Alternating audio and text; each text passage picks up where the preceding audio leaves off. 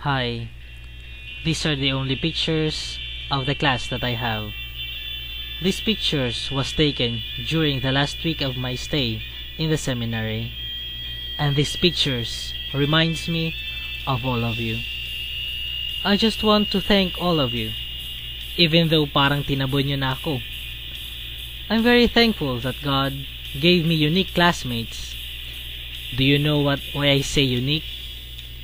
Because you just want to help your classmate,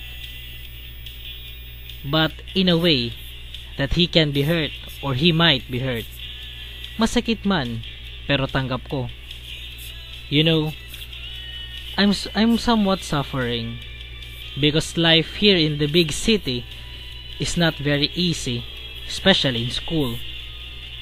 Students there always compete. Nakakapagod kasi hindi naman ako sanay, di ba? Pero wala naman ako magawa. So please pray for me. And I know your prayers is a big help to me. Thank you so much. And I hope and pray that all of you can survive and be a servant of God in the near future. Siguro kita-kits na lang after how many years. Parang yun na lang masasabi ko ngayon. So parang kumukonti na ata yung class nyo.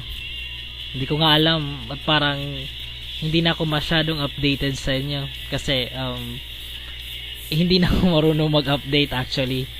Kasi dito puro na kami research, kaya wala akong time minsan. Puro na lang study kasi halos everyday quiz. Sana magkita-kita pa rin tayo. I really miss you. I'm so sorry. And I'm so sorry. Sige, hanggang dito na lang. Bye bye. Thank you so much.